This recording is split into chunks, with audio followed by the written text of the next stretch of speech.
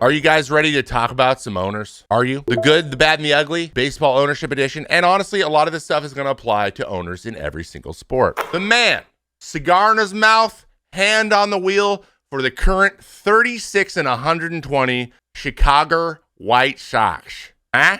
This isn't going to be only about Jerry Reinsdorf. Yes, he owned the Bulls during the Michael Jordan years, and a lot of Michael Jordan winning a bunch of NBA championships for this man has a lot to do with the way he is these days. We will talk about all kinds of different owners and different things that are going on, but our goal today is to look into what is actually the issue here and what really needs to happen for things to change, because every organization is different. For example, we've talked a lot about the Oakland Athletics. The Oakland Athletics simply need a different owner. They just do. They need a different owner that is completely unrelated to him. Like, John Fisher needs to get out of baseball. He needs to get away from professional sports in general because he does not care. He is an NPC. He is a non-athlete, and he does not have a true competitive bone in his body. The only thing he's ever competed over is who can seem like they're most valuable to their parents. Okay, that was a lot of mean stuff. I got it out of my system. I feel better. We're not going to do that all day. We're going to talk about Jerry and John. Okay. This is an article by Brittany Ghiroli and Ken Rosenthal. Shout out to Kenny. But it's titled, "An Owner Who Thinks He Knows Everything Led the White Sox to a Historic Disaster." Oh, boom! Boom!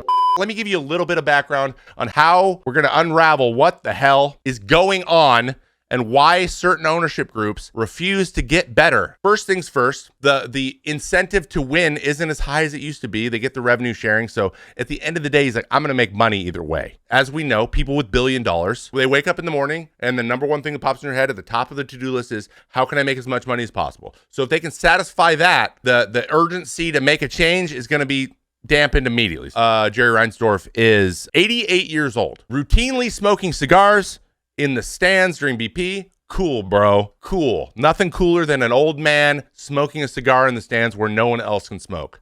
Cool, man. You're so powerful and cool. This is going to be a theme. You're going to see it. Now, one thing about Jerry, as opposed to John Fisher, he is a huge baseball fan. He really is. He really does love baseball. That cannot be refuted. So he takes an active role in the management of the game too, which can be considered meddling. But I'll be honest, if I'm a fan of a team, I would rather my owner be there and be active than the opposite. First things first, the plane. Let's talk about the plane. Now, you guys are going to think that, oh, stop complaining about the plane. But the White Sox charter an Airbus 320, a plane first manufactured in the 1980s. It features only 8 first-class seats. The rest is coach. Having 8 first-class seats, either don't have any or have an extended first-class cabin. So usually in those situations, coaching staff sits in the first class and the executives get first class, and then the players all get their own row. That's fine. That's great. But when everyone else in the league, including the Oakland Athletics, have a show plane, aka first class seating, the whole plane, you got to start scratching your head and be like, what the hell's going on when the Oakland A's have a better plane than us? And we did. When a new player in Chicago stepped on board this season, he said, come on, man, no show plane. It's less of a true complaint and more just like a internal joke. So I want to be clear here.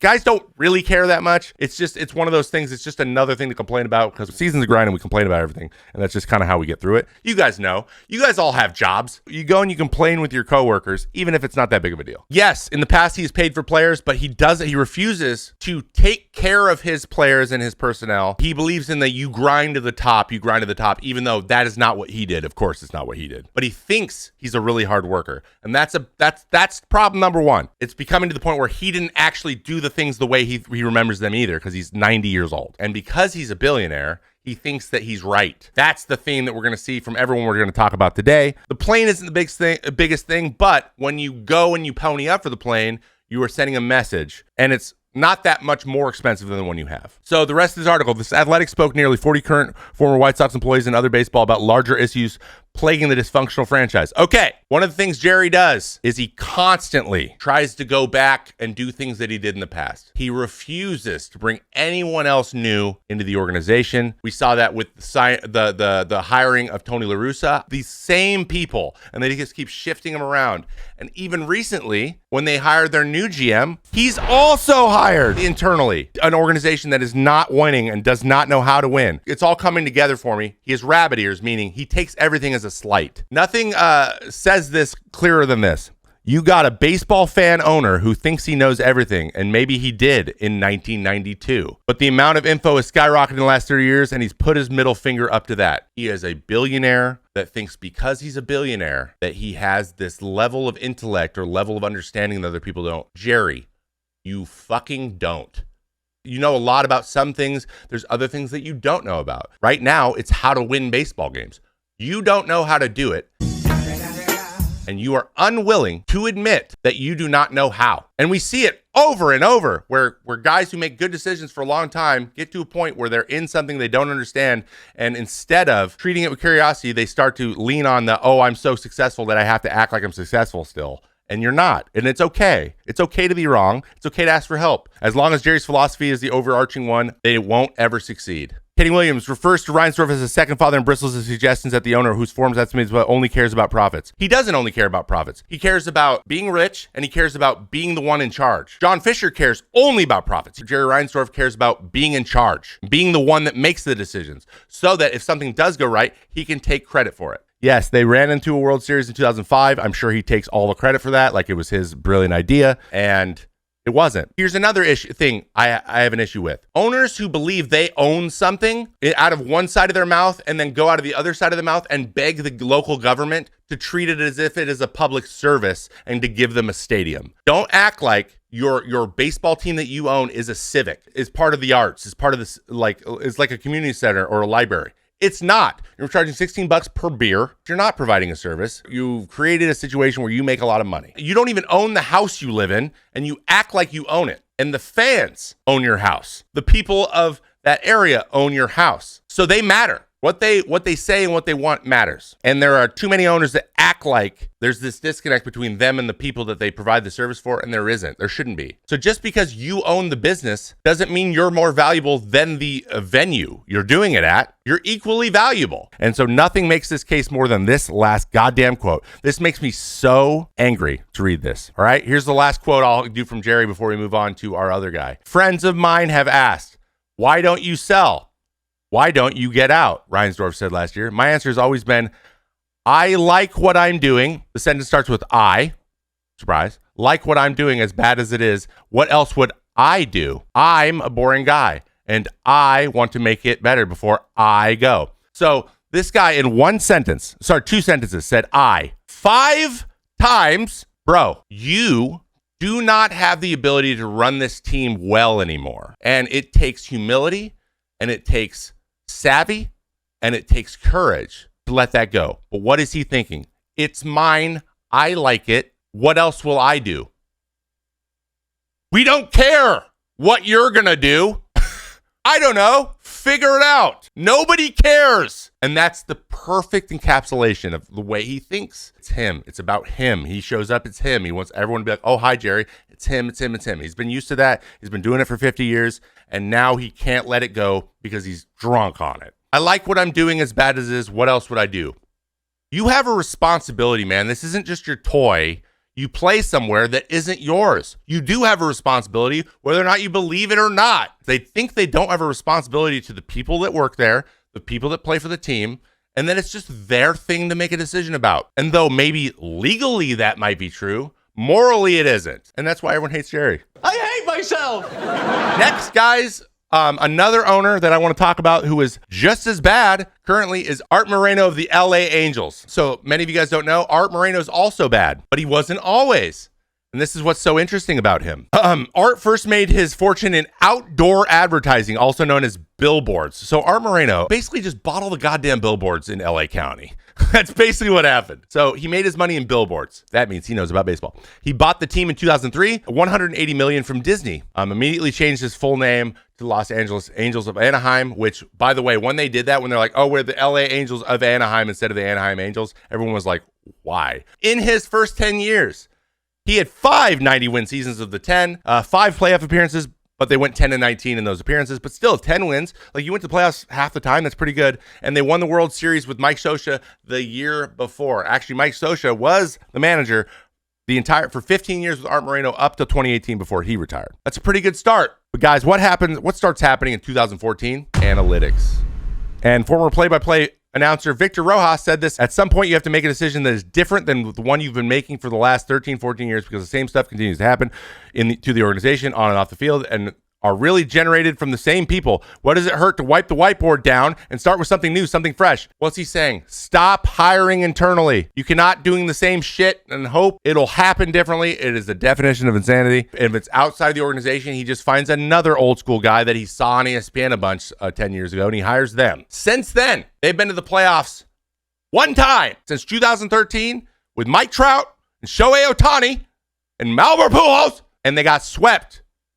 How does that happen? One thing that happens is when you don't sign a starting pitcher to a multi-year deal for a decade, which they did not until they signed Tyler Anderson. They had not signed any starting pitcher to more than a 1-year deal in almost a decade. But here's a prime example of art. I'm not going to give you any names because this was told in confidence and I don't want anyone to know. And I think I heard it from a person who heard it from a person who, so this might be a game of telephone a little bit. Allegedly, there was a meeting, a budget meeting, and going into the winter meetings one year, or like in the winter, where they're figuring out what their payroll is going to be this year and figure out what they're going to do in free agency. Maybe it was right after the season ended. It was like there's still 2 or 3 years left on Albert Pujols' deal, and they bring him up in the meeting, and Art says, I don't want to hear that name. Like, we can go through this, but like, let's act like he's not there.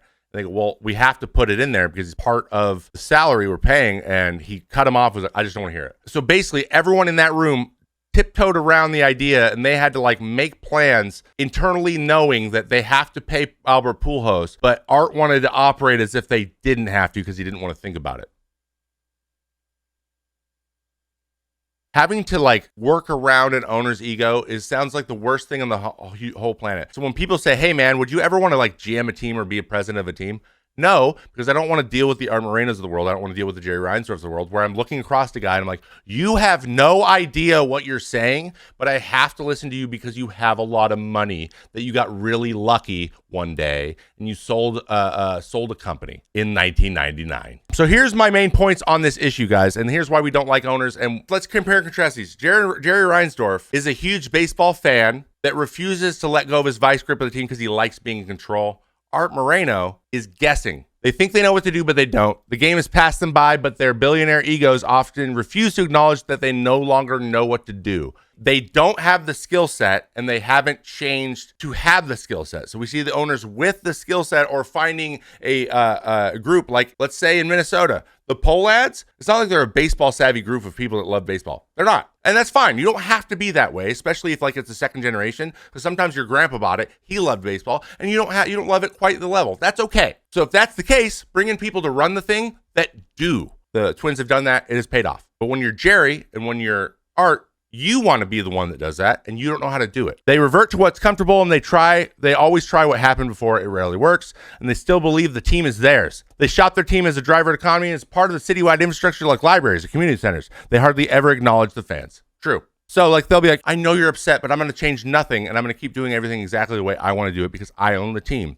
I'm so tired of that shit. Figure it out, Jerry. Figure it out, Art. And that's why we hate owners. You should be critical of owners. A lot of Giants fans have a lot of hatred for Farhan. Do you think the vitriol should be towards ownership more? No, because at the end of the day, the normal ownership relationship, which in the case of Farhan is they have the money and they greenlight things. If we learn anything from Moneyball, that is true, by the way, that you have to call your owner and be like, hey, and clear it with them. Farhan's trying to do things and they're just not working out. So I would say, if you're mad about how the team is constructed, Farhan is the guy to be mad about. Should we look up at Bob Nutting? Look at that last name, Nutting. Pirates keep losing, comfortable being mediocre. Oh my God, this was this year too. Ken Rosenthal again. God, I love Ken. Nutting, whose estimated worth is $1.1 billion. Oh, he's barely even a billionaire, dude. He's barely in the Tres Camas Club, dude. Became the club's principal owner in 2007. So he's been the main owner since 2007.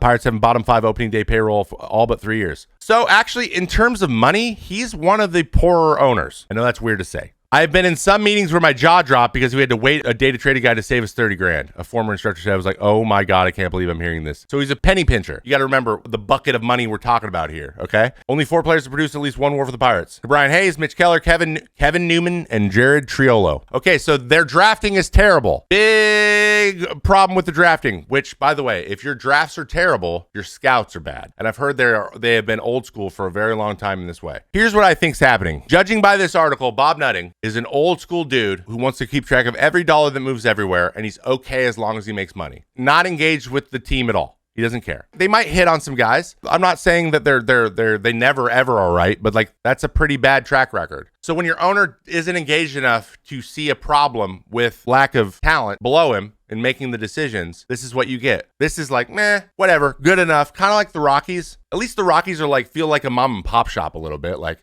they're like, hey guys, we love having you here. Look how beautiful it is here. Your fastball is going to suck and you're going to give up a bunch of homers, but hey, we still like having you. That's what the Rockies are. This is like, they're like, oh, you lost again? I don't care. Give me my money.